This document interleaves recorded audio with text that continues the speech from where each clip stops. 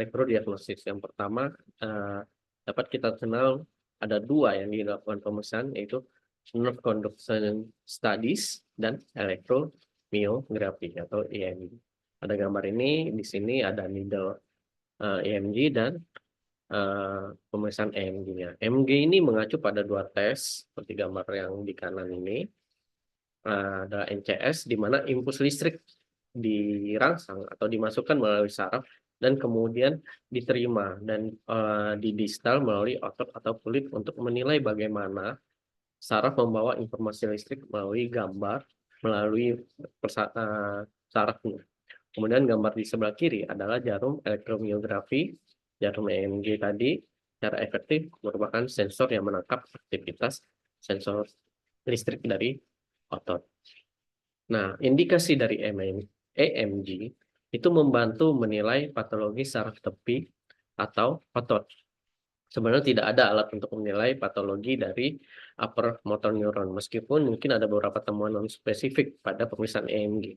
Tapi pada dasarnya untuk menilai adanya masalah pada UMN dapat dilakukan gambaran CT scan dengan korelasi klinisnya. Nah, alasan umum mengapa EMG itu dilakukan yaitu gejala kelemahan, kebas atau nyeri neuropatik yang mungkin berasal dari sistem saraf perifer. Pada gambar ini, sebelah kanan menunjukkan beberapa tempat di mana patologi umum yang mungkin terjadi. Radikulopati mungkin terjadi seperti radikulopati servikal atau radikulopati lumbal. Jadi pada distal dari neuron motorik yang dapat dilihat pada gambar di medula spinalis ini, dan pada proksimal dari badan dasar root ganglion. Hal yang penting untuk dipahami mengenai apa yang mungkin abnormal dan atau tidak. Kemudian plexopati, baik itu yang kita bahas tadi, brachialis maupun lumbosakral. Nah, jika terjadi cedera, dapat dinilai juga cedera saraf perifer, apakah itu suatu yang lebih umum seperti CTS, carpal tunnel syndrome, atau mungkin patah tulang yang menyebabkan cederanya saraf perifer. Kemudian adanya gangguan pada neuromuscular junction dan miopati. Hal ini semua adalah patologi yang dapat dinilai dengan studi EMG dan NCS. Nah, studi itu juga, elektrodiagnosisnya itu juga dapat menilai apakah itu cedera pada mielin saja, atau jika ada juga cedera pada akson itu sendiri yang sangat vital. Kita dapat menentukan lokasi yang mana yang cedera, atau untuk menilai tingkat keparahan dari gejala yang diderita pasien dan membantu untuk menentukan prognosis dan tata laksana lanjutannya. Nah, sebelumnya kita telah bahas mengenai plexus brachialis tadi, harus memikirkan tentang anatomi ini secara real time saat kita melakukan penilaian EMG untuk membuat keputusan mengenai otot apa aja yang diuji dan saraf apa yang akan diuji. Kita perlu menguasai anatomi dari cabang dari persarapan sehingga kita dapat berpikir secara real time saat kita memeriksa dan melokalisasi lesi dengan pengujian elektrodiagnostik tersebut. Nah, yang pertama yaitu NCS. NCS secara sederhana dapat hanya menyampaikan impuls listrik melalui saraf dan kemudian kita menerima impuls listrik itu dengan elektroda. Akan ada amplitudo dan kecepatan yang terkait dengan terdapat bentuk gelombang di sini. Di sini terdapat compound motor unit potensial aksi yang dilakukan dengan penjumlahan dari sinyal listrik yang kita sampaikan melalui saraf kemudian yang kita terima oleh otot, sehingga dapat kita nilai amplitudo dan kecepatannya untuk melihat apakah ini adalah sifat normal atau abnormal dari temuan tersebut. Kita dapat menilai latensi waktu mulainya ini dengan satuan ms dan amplitudenya sebagai MA dari saat stimulasi terjadi hingga potensial aksi muncul. Latensi tersebut mungkin normal jika dibandingkan dengan data normal atau mungkin terlambat. Keterlambatan tersebut dapat mengindikasi kelainan spesifik tergantung pada temuan tersebut. Nah, ini untuk abnormal NCS, di mana pada gambar ini kita dapat melihat jarak antara waktu yang berhubungan pada saat stimulasi dilakukan dari proksimal dan diterima di distal. Dapat dinilai dengan membandingkan dengan data normatif. Pada sisi kiri ini data normal.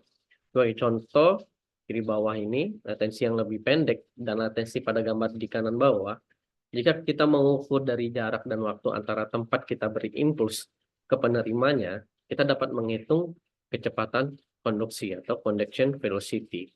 Seperti kita lihat di bawah kiri bawah ini ada normal untuk distal latensinya 3 ms, kemudian conduction velocity-nya, kecepatan konduksinya normal juga 59 meter per detik. Sedangkan di sebelah kanan ini sangat lambat. Kita lihat di sebelah kanan lambat, di mana distal latensinya itu 12,7 mikrosecond dan conduction velocity-nya 12 meter per detik. Nah, ini menunjukkan adanya sedang adanya proses demyelinisasi. Kemudian abnormal NC selanjutnya, kita ingin menilai amplitudonya. Dapat dilihat amplitudo pada gambar sisi kiri yang normal ini lebih besar daripada amplitudo gambar ke sebelah kiri. Amplitudo ini dapat kita lihat dari tingginya gelombang. Katakan pada di sebelah kan kiri itu yang normal itu 9 mikrovolt. Kemudian yang di sebelah kanan itu hanya 2. Hal ini memungkinkan terjadinya axonal injury karena hanya ada sedikit saraf untuk menghantarkan impuls listrik ke targetnya. Nah, kemudian elektromiografi atau EMG biasa disebut needle test untuk menilai unit motorik pada otot, penilaian otot saat istirahat, serta saat otot aktif. Konsep penting EMG adalah konsep unit motorik. Unit motorik terdapat pada setiap serabut otot.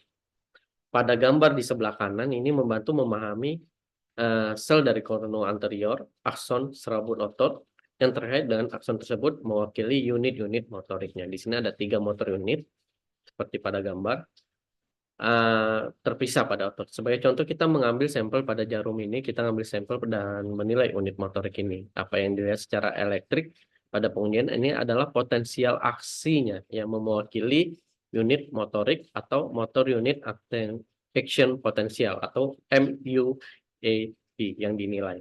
Pada panah hijau ini jarum EMG akan ditempatkan berdekatan dengan atau di dalam ototnya dan kita akan mengambil aktivitas beberapa serat otot yang membentuk spike ini, membentuk unit motorik tersebut.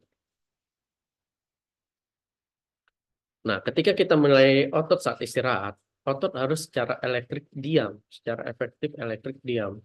Secara aktivitas elektrik dalam jumlah singkat saat jarum kita gerakan, hal ini dapat disebut dengan insertional activity. Jika ada lebih banyak atau lebih sedikit insertional activity tersebut, atau jika ada aktivitas berkelanjutan, mungkin adanya kelainan pada satunya. Misalnya jika ada aktivitas elektrik ketika jarum digerakkan, dan kemudian jarum kita berhenti kita gerakan. Tapi masih ada muncul saat otot padahal masih istirahat. Itu gambaran dari abnormalitas. Hal ini dapat menunjukkan aktivitas spontan seperti gelombang tajam positif, seperti di bawah, yang diwakili oleh panah pertama, atau potensial fibrilasi. Ini panah potensial fibrilasinya, atau dari yang hal ini dapat mengindikasikan dari patologi otot maupun saraf. Contoh akan menunjukkan bahwa telah terjadi cedera pada akson yang menuju ke titik-titik yang mewakili serabut otot dan jarum EMG menerima aktivitas spontan di bawahnya. Kemudian pada muscle yang teraktivasi kita dapat menilai apakah unit motorik lain sudah mulai menangkap beberapa serat otot tempat mereka bercabang. Nah, dapat dilihat jarum EMG di sini, di gambar ini telah ditempatkan di sebelah serabut otot dan satu unit motor. Unit motorik bawah ini telah mengirimkan cabang menuju beberapa serabut otot. Untuk unit motorik di atasnya, unit motorik di atasnya yang cedera pada aksonnya, sehingga percabangan ekstra tersebut dapat mengubah tampilan khas potensial aksi unit motorik seperti gambar yang di bawah ini, di mana fasenya lebih banyak naik turun dan lebih lebar. di mana dapat kita nilai karakteristik dari ukuran, panjang, tinggi, durasi, dan fase. Dan rekrutmen unit motorik dapat menentukan jenis tertentu dari kelainan-kelainan tersebut. Nah, kita kembali lagi ke klinis, skenario klinis yang menjadi salah satu alasan indikasi paling umum mengapa kita melakukan pengujian elektrodiagnostik adalah keluhan pada pasien biasanya dengan keluhan tangan terasa kebas atau nyeri. Dan seringkali kita mendiagnosa dengan carpal tunnel syndrome normal ringan. Hal ini biasanya mewakili cedera demyelinasi pada median nerve saraf setinggi pergelangan tangan karena ini merupakan proses demyelinasi dan bukan proses aksonal. Kita dapat memperkirakan pada kasus demyelinasi ini, tensi motorik mungkin akan memanjang atau melambat. Dari latensi puncak respon sensorik mungkin juga akan melambat atau memanjang juga pada puncak latensi sensoriknya. Namun mengingat bahwa aksonnya normal, tidak rusak, kita berharap bahwa pemeriksaan needle EMG untuk sebagian besar akan normal.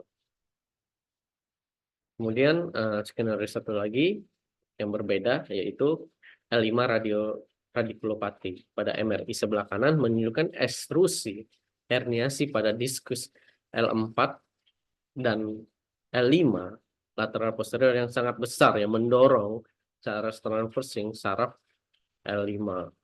Tanda panah menunjukkan cedera terjadi di proksimal ganglion dorsal. Kemungkinan sensorik seharusnya normal pada sel saraf sensorik. Dan akson saraf sensorik hingga ke kulit kaki seharusnya baik-baik aja. Kemudian cedera terletak di bagian proksimal, sedangkan akson saraf motorik sangat mungkin cedera oleh penekanan tersebut. Sehingga temuan pada penilaian sensorik pada sural nerve atau superfibular nerve kemungkinan besar akan normal. Sedangkan yang kelainan EMG akan terlihat pada otot-otot yang dipersarafi oleh saraf L5 seperti tensor facial lata yang dipersarafi oleh superior gluteal nerve, fibularis longus yang dipersarafi oleh superficial peroneal nerve, dan otot extensor digitorum brevis di mana dia dipersarafi juga oleh deep peroneal nerve. Ya, sekian materi mengenai brachial plexus dan elektrodiagnosis. Kurang lebihnya mohon maaf. Wassalamualaikum warahmatullahi wabarakatuh.